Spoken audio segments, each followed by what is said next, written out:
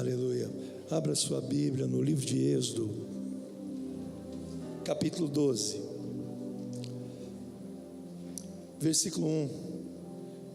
Diz assim: E falou o Senhor a Moisés e a Arão na terra do Egito, dizendo: Este mês vos será o princípio dos meses.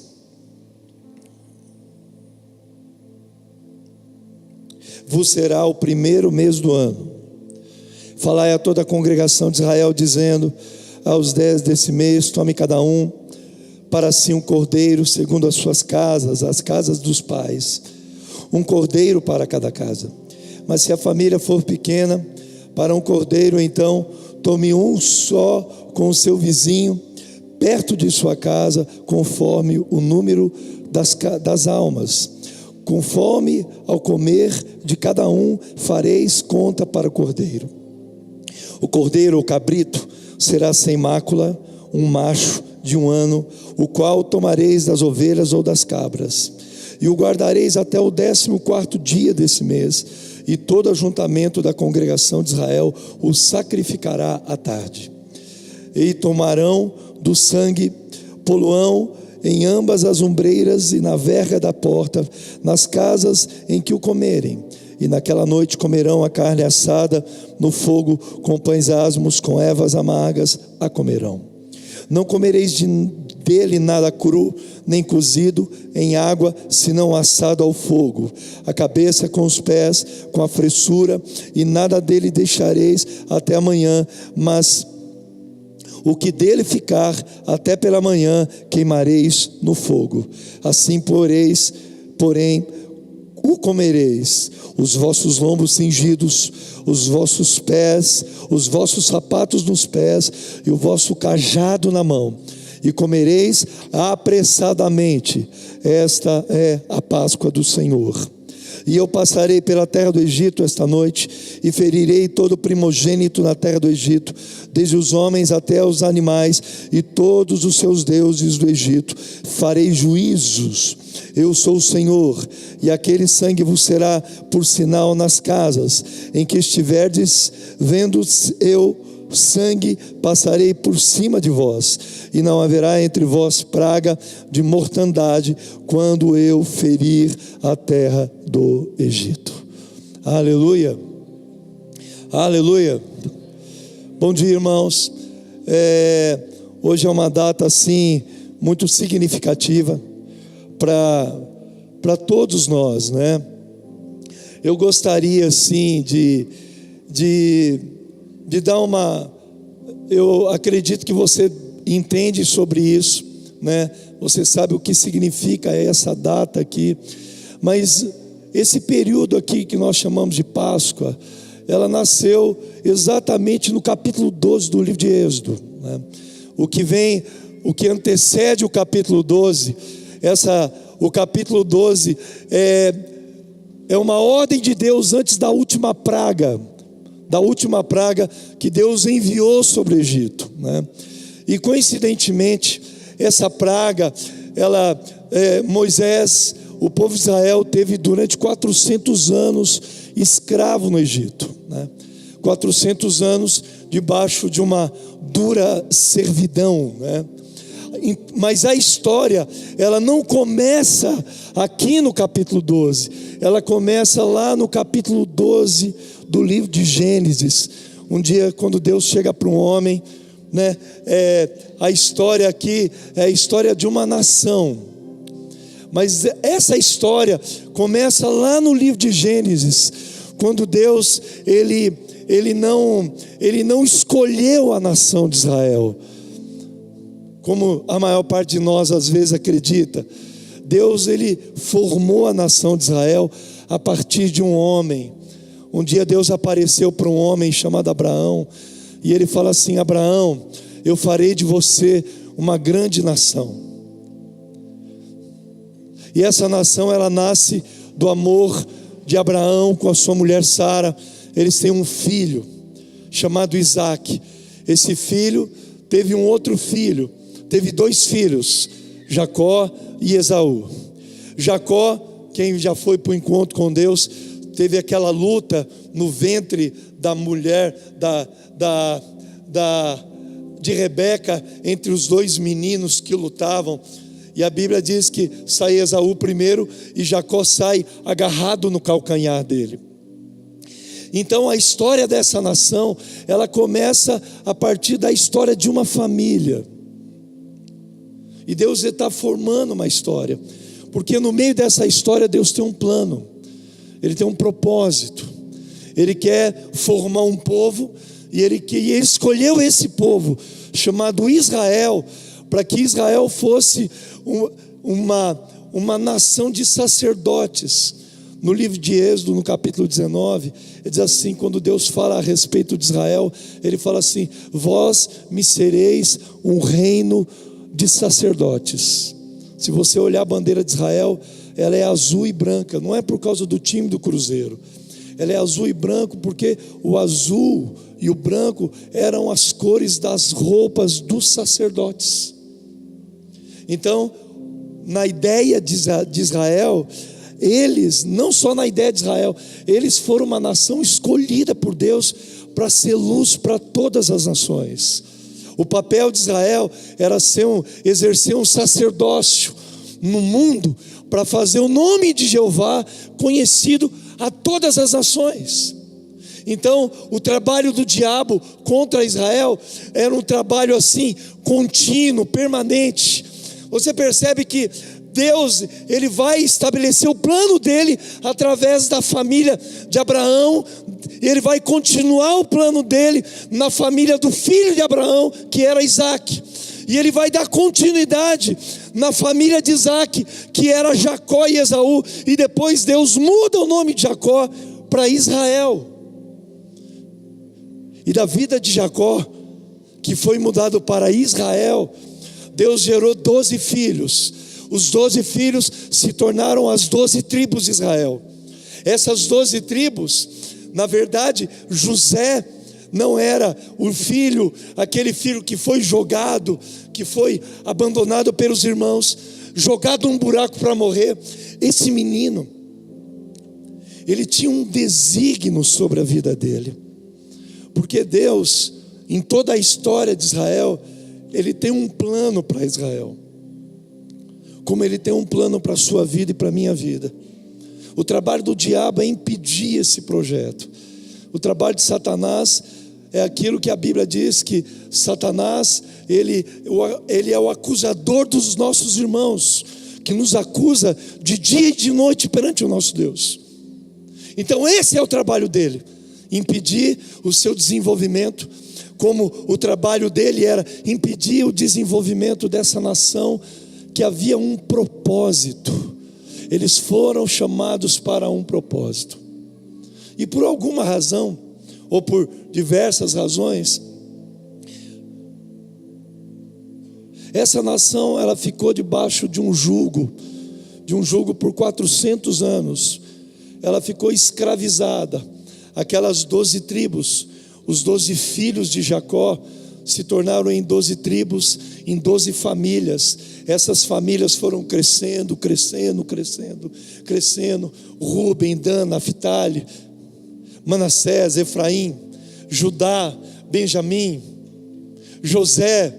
Todos os 12 filhos de Jacó se tornaram em 12, quase que 12 famílias assim muito grandes. Essas famílias eram chamadas de tribos, e elas se tornaram tribos. Nesse período da escritura, da história da Bíblia, da história desse povo que Deus escolheu, esse povo está subjugado, está debaixo da opressão de um inimigo chamado Faraó. E ele subjugava muito esse povo, mas muito. O Faraó era o império egípcio, debaixo do domínio do Faraó. Eles dominavam tudo e subjugavam todas as nações da terra naquele tempo, inclusive a herança de Deus chamada Israel. E eles estavam debaixo daquele jugo. Vocês lembram a história daquele menino chamado José? se você voltar, vamos voltar um pouquinho, lá no capítulo 1 do livro de Êxodo. Para você entender, quero te ajudar a entender esse momento tão importante chamado Páscoa. Ele nasce aqui, ele é muito significativo para nós, ele é muito importante para nós. No capítulo 1 do livro de Êxodo, você vai ver um nome lá em cima, segundo o livro de Moisés, chamado Êxodo. Na minha Bíblia está assim. A palavra Êxodo significa saída. Repete comigo: Êxodo significa saída, significa sair. Então esse livro, ele tem um tema, um nome, ele é proposital, é a saída, é toda a história da saída do povo de Israel, desse jugo faraônico, chamado Egito, e eles estavam debaixo desse jugo do faraó. E o capítulo 1 do livro de Êxodo diz assim: estes são os nomes dos filhos de Israel que entraram no Egito com Jacó. Cada um entrou com a sua casa, quer dizer, com a sua família: Rúben, Simeão, Levi e Judá, Issacar, Zebulon e Benjamim, Dan e Naphtali, Gade e Asser, todas as almas, pois que procederam da coxa de Jacó, foram 70 almas. José, porém, estava no Egito. Sendo, pois, José falecido, e todos os seus irmãos, e toda aquela geração, os filhos de Israel frutificaram, e aumentaram muito, e se multiplicaram-se, e foram fortalecidos grandemente, de maneira que a terra se encheu deles. Depois levantou-se um novo rei sobre o Egito, que não conhecera José. E se você entender, meu irmão, o capítulo 50 do livro de Gênesis, ele termina com a história de José, que não era somente um patriarca, ele não foi somente um patriarca, apesar de José ser o filho, o 11º filho de Jacó, mas ele era o filho do amor de Jacó com Raquel, e o filho da promessa, o filho primogênito de Jacó era Rúben, mas o filho da promessa era José. Então o que acontece? Esse menino, a história desse menino, ela é muito interessante, porque era um menino diferente, ele tinha sonhos. Os irmãos começaram a, durante toda a sua vida, persegui-lo. Os sonhos de José incomodavam os seus irmãos, como às vezes os nossos sonhos, o nosso desenvolvimento incomoda as pessoas. Isso é uma coisa, isso aconteceu com José. O fato de José, ele ser o filho mais novo, na época era o filho caçula de Jacó, esse menino, ele, devido a tanta coisa, os irmãos com ciúmes, com raiva, jogaram ele no buraco, e ele viveu uma boa parte da vida dele, dos 17 até dos 13 anos até mais ou menos aos 30 anos de idade. Quando ele completou 30 anos de idade, foi quando levaram José à presença do faraó, e ele interpretou o sonho do faraó, e ele se tornou o principal homem do Egito. Aí você fala, o que isso tem a ver? Você percebe o domínio sobre a família de Jacó. Eles estavam dominados e subjugados sobre os egípcios, e houve uma fome muito grande, haveria uma fome muito grande. José interpreta o sonho do faraó e fala assim: faraó, essas vacas gordas são 7 anos de fartura, e as vacas magras são 7 anos de escassez. E o que aconteceu? O faraó pega José, aquele menino que estava preso, quase com seus sonhos acabados, com a sua vida quase que aniquilada, jogado num cárcere injustamente, perseguido pelos irmãos, injustamente. E de repente Deus pega aquele menino e coloca esse menino como o segundo homem mais importante do Egito. O Egito era a maior potência do mundo antigo, eram os egípcios. E José se torna o segundo homem mais importante. Meu irmão, veio os 7 anos de fartura. José, com a inteligência que Deus deu para ele, José se tornou aquele homem que conseguiu fazer uma economia muito grande em toda a nação. 7 anos de fartura, ele guardou comida, e quando veio 7 anos de escassez, tinha comida para todo mundo. Nesse tempo da escassez, Jacó mandou os filhos irem para o Egito para buscar comida. E sabe quem eles encontram no Egito? José. Eles encontraram José. Na verdade, José encontrou os seus irmãos. Porque José já com 40 anos de idade quase, 44 anos, ele foi apresentado perante o faraó com 30 anos, 7 anos de fartura, mais 7 anos de escassez, 14 anos. José devia de ter em torno de 40, 42 anos de idade. Ele estava diferente. Os irmãos não o reconheceram, mas José o reconheceu. Ele alimenta os irmãos.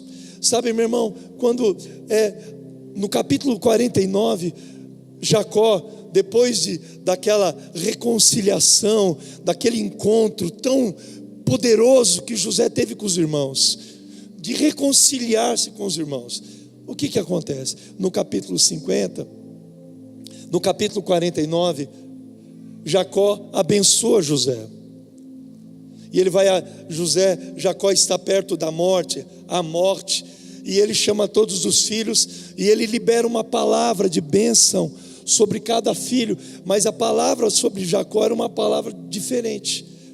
Sobre José, ele fala assim: José é um ramo frutífero, os seus galhos se estendem sobre o muro. Então ele fala assim: José, ele é um ramo frutífero. Ele diz assim: mas os arqueiros, os flecheiros, lhe encheram de amargura. E ele diz: mas o seu arco permaneceu forte, por causa da mão do Todo-Poderoso. E Deus vai. O próprio Jacó reconhece isso. Jacó morre.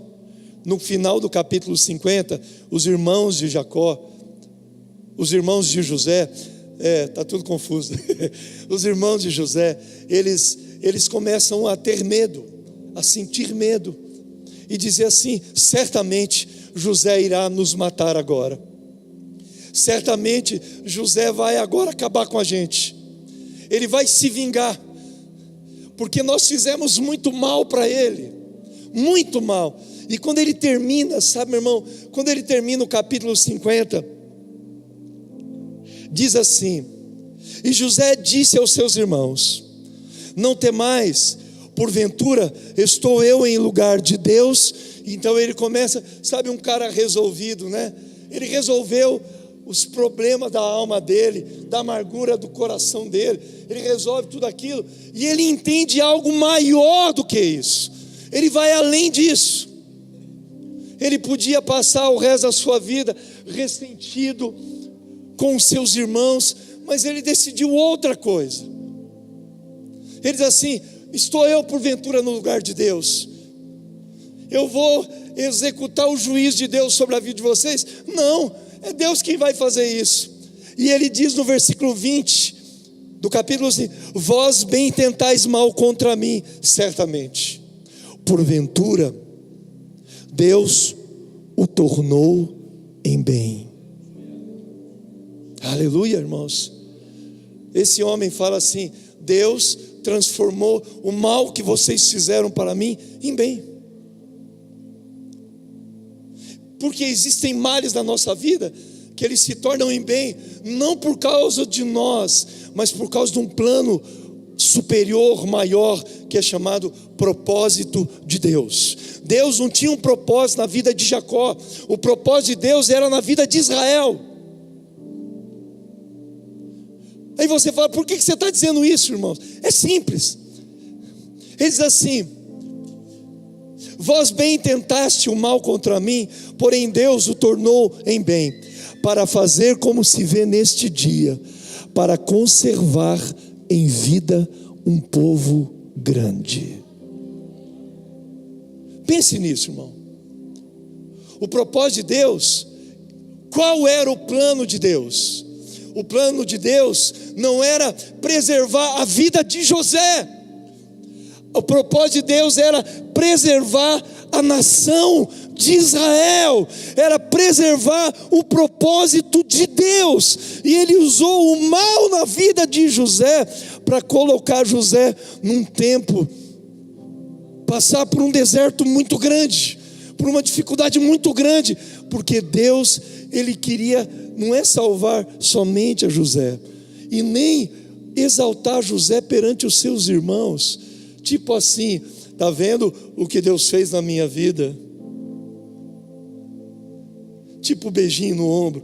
Tem aquela música, quem te viu passar na prova, como é que é? Quem te viu passar na prova e não te ajudou, vai te ver na bênção e vai se arrepender. A música do beijinho no ombro gospel. Não é verdade, irmãos? E José podia ter feito isso, mas José entendeu o seguinte: olha, vocês fizeram mal contra mim, mas Deus transformou o mal em bem, para salvar um povo grande. Deus queria salvar a nação de Israel, Deus queria salvar o propósito dele. Pense nisso, irmão. O capítulo 50 acaba, José morto, o corpo embalsamado, e se levanta um outro rei no Egito, que não conhecera José, e esse rei começa a fazer muito mal aos filhos de Israel, e é o capítulo 1 do livro de Êxodo. O capítulo 1 do livro de Êxodo é o que antecede o capítulo 12, a Páscoa. A Páscoa é a saída dessa situação. A Páscoa é a saída dessa situação de opressão, de limite, de constrangimento, de angústia. E a Bíblia diz assim, que o faraó, os filhos de Israel gemiam debaixo do jugo do faraó. Eles gemiam debaixo daquele chicote, irmão. Eles gemiam debaixo da opressão deles. Eles gemiam. E sabe o que a Bíblia diz no capítulo 2 do livro de Êxodo? O clamor desse povo chegou aos ouvidos do Senhor dos Exércitos. Esse povo, debaixo da angústia, clama a Deus e chega aos ouvidos do clamor dos exércitos. Deus ouve o clamor do seu povo. E Deus estabelece um plano para tirar esse povo desse cativeiro, para tirar esse povo da exploração do faraó, para tirar esse povo dessa situação de vergonha, de vexame, de limite, de escassez, de jugo. Isso é Páscoa. Por isso que o nome do livro de Êxodo é sair, é saída, é sair disso. Deus queria tirar o povo dele disso. Por quê? Porque ele queria conduzir esse povo para o propósito dele. O destino desse povo era a terra prometida, como Deus havia prometido para Abraão. Abraão, sai da tua terra, da tua parentela, para um lugar que eu vou te mostrar. Então o propósito era maior. E meu irmão, e eu vou te falar uma coisa, e Deus, como Ele tem um propósito para você, para mim, para a igreja, para a sua vida pessoal, Ele vai te libertar de qualquer cativeiro, para te colocar no propósito dEle. Ele vai tirar você, Ele quer fazer isso, Ele deseja isso, por causa do plano dEle, por causa do propósito dEle.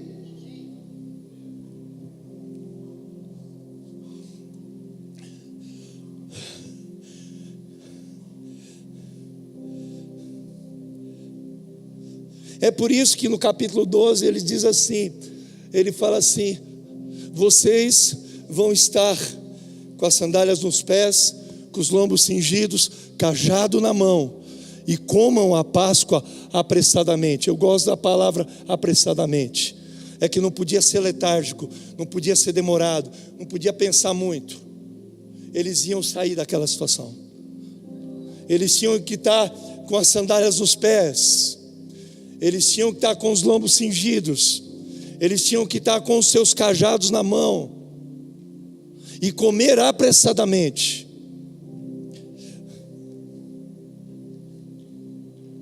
É por isso que diz assim: desta maneira o comereis, lombos cingidos, sandálias nos pés e cajado na mão. Comê-lo-eis à pressa, é a Páscoa do Senhor. É a Páscoa do Senhor. É a Páscoa do Senhor. É a Páscoa, irmão. É a Páscoa. Sabe o que significa a palavra Páscoa? É a palavra pessar. Pessar significa passar sobre. Como na última praga Deus ia ferir o Egito. E é engraçado, meu irmão, que durante todas as 9 pragas o faraó endureceu. E todas as vezes que Moisés ia ao faraó, ele dizia assim: deixa o meu povo livre para que me adore no deserto. Deus queria estabelecer uma identidade naquele povo, uma identidade de paixão pelo Todo-Poderoso, de confiança em Deus. E Deus levanta um homem chamado Moisés, um libertador. O papel do libertador é tirar aquele povo. Imagina, meu irmão, a mente dessas pessoas, 400 anos escravo no Egito, preso, cativo no Egito. A cabeça desse povo era de escravidão. O mais difícil não era tirar eles de dentro do Egito, era tirar a ideia do Egito de servidão dentro deles. É a maior dificuldade nossa hoje. Não é sair do mundo, é tirar o mundo de dentro das pessoas, é tirar o Egito de dentro delas. Mas essa ideia de 400 anos no Egito condiciona, irmão, condiciona as pessoas. E eu essa semana, eu ministrei essa semana numa festa da Páscoa de uma igreja, da igreja Amor e Fé, do apóstolo Rogério. E Deus me deu essa palavra. Eu dividi ela em 2 partes, em 3 partes que eu ministrei lá. A primeira parte é a condição de que esse povo estava no Egito. Como que as pessoas se sentem no Egito? E eu comecei a pensar, sabe, meu irmão, que o faraó é uma coisa interessante, né? Porque Deus, ele tem um propósito para nós. Mas o diabo, ele vai trabalhar contra a nossa vida para impedir que você e eu entremos nesse destino de Deus, nessa vontade de Deus. Esse é o trabalho de Satanás. E no caso do povo de Israel, foi uma coisa muito sutil. Se você ler o livro de Êxodo, ele diz assim, no versículo 10, no versículo 7, mas os filhos de Israel no Egito foram fecundos, frutificaram e aumentaram em muito, e se multiplicaram e grandemente se fortaleceram, de maneira que a terra se encheu deles. Entre mentes se levantou um novo rei sobre o Egito, que não conhecera José, e ele disse ao seu povo: eis que os filhos de Israel é mais numeroso e mais forte do que nós. Eu fiquei impressionado com isso, meu irmão. Como é que um povo mais numeroso e mais forte consegue ser subjugado pelo menos numeroso e pelo mais fraco? Como que o menor domina sobre o maior?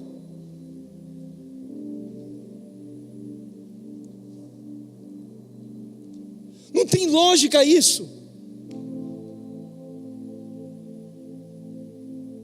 Não tem lógica humana isso. Nós somos em maior número, nós somos mais fortes, mas estamos subjugados pelo mais fraco e pelo menor. Não tem lógica. E foi isso que o faraó fez. No versículo 10 vai dizer o que ele fez. Diz assim: eia, usemos de astúcia para com eles. Então o trabalho do faraó era roubar a identidade para subjugar eles. Imagina, eu sou mais forte, sou mais numeroso, mas estou subjugado pelo menor e pelo mais fraco. Porque era um jugo que era aqui, era na mente deles. Eles se sentiam menores, eles se sentiam mais fracos. Você lembra a ideia dos 12 espias, 40 anos depois, irmão? Mais quase 45 anos depois, 40 anos depois. Os espias, quando Moisés manda os 12 espias, você lembra a fala deles? Eles são gigantes, e nós somos como que gafanhoto aos nossos próprios olhos. A visão deles estava limitada, restringida. O diabo tinha feito isso na vida deles, na mente deles. A questão não é a situação que está em volta de mim que determina quem eu sou. Eu sou pelo que a Bíblia diz que eu sou. Eu gosto daquela palavra, Uziel, quando o pastor Márcio diz: eu sou o que a Bíblia diz que eu sou, eu posso o que a Bíblia diz que eu posso, eu tenho o que a Bíblia diz que eu tenho. Mas o diabo, ele diz que eu não posso, ele diz que eu não sou, e ele diz que eu não tenho.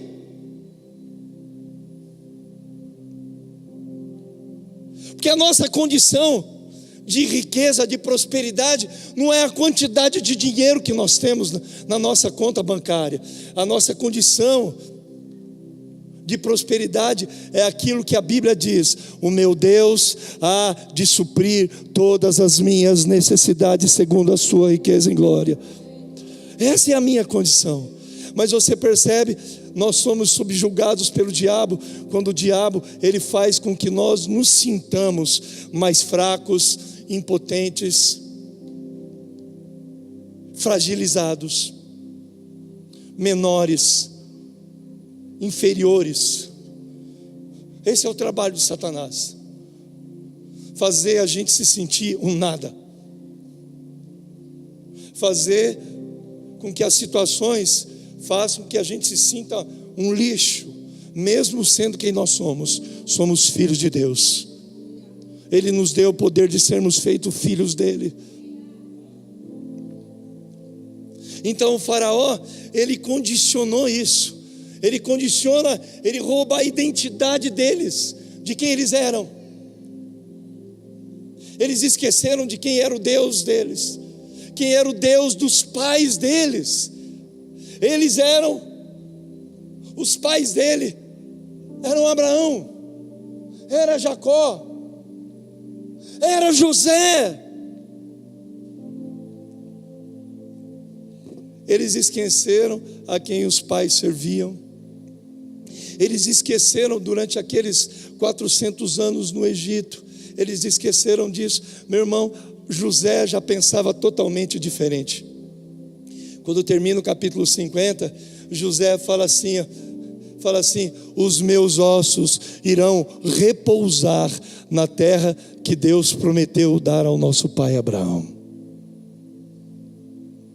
Ele falou assim: eu vou pelo caminho do meu pai, mas os meus ossos, eles vão entrar nessa terra. Quantos entendem o que eu estou dizendo? Aleluia. Segunda coisa interessante, meu irmão, é que todo o trabalho do faraó era uma coisa chamada mentira e engano. Ele diz assim: eia, usemos de astúcia para com eles.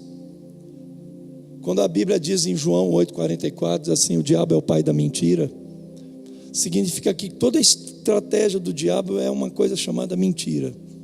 é mentir para você, falar coisas no seu ouvido a respeito dos outros, falar coisas no seu ouvido a respeito do que a pessoa pensa de você. Fulano está pensando isso de mim. Esse é o trabalho de Satanás, enganar, fazer a gente se sentir. É por isso que o apóstolo Paulo diz assim: as armas da nossa milícia não são carnais, mas elas são poderosas em Deus para destruir fortalezas e anular sofisma. O que é um sofisma? É uma mentira com aparência de verdade. Um homem chamado Hitler, ele diz o seguinte: uma mentira ouvida muitas vezes se torna uma verdade. Se você começar a dar muito ouvido para essas falas, para essas vozes, você vai continuar no Egito, preso, aprisionado, e ele vai usar isso. Quando a gente fala de Páscoa, irmão, Páscoa é tirar a gente dessa situação. Páscoa é tirar a gente de uma situação de prisão. Páscoa é isso, é sair, sandália nos pés, lombos cingidos, cajado na mão, comer apressadamente. A gente foi chamado para isso, irmão. É por isso que a Bíblia diz: é para a liberdade que Cristo nos libertou. É para a liberdade. Se Ele vos libertar, verdadeiramente sereis livres, e conhecereis a verdade, e ela vos libertará. Se o Filho vos libertar, verdadeiramente sereis livres. Você percebe? O diabo, ele quer roubar a coisa mais preciosa de nós. Sabe qual é? A liberdade. A Páscoa é a celebração da liberdade. A Páscoa é a saída de uma situação de escravidão para viver em liberdade, para ter liberdade. E a Bíblia diz: aonde há o Espírito de Deus, aí é o que? Liberdade. Um dia eu ouvi uma frase do Dan, e eu vou encerrar. O Dan falou uma coisa assim, alguém perguntou para ele, falou assim: Dan, o que é religiosidade? Sabe o que ele disse? Ele falou assim: religiosidade é escravidão.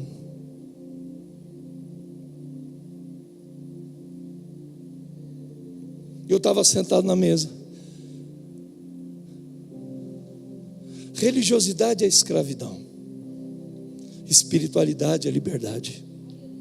Nós somos chamados para a liberdade. Aleluia, aleluia, meu irmão. Hoje é dia de liberdade. Hoje é o dia da liberdade. Dia da liberdade.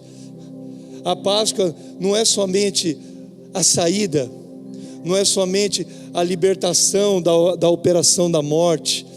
A Páscoa é início.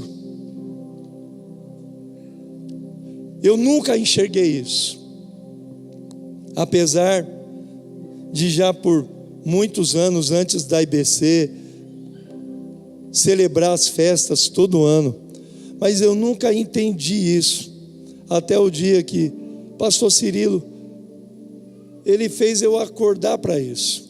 Ele diz o seguinte, que a festa devia ser celebrada no 10º dia do primeiro mês do ano, e ele fala assim: este é o principal mês, o primeiro mês do ano. E ele começou a entender uma coisa, e é verdade, toda a economia do país não funciona até o feriado da Semana Santa. Não é verdade, Zé? Tudo fica travado.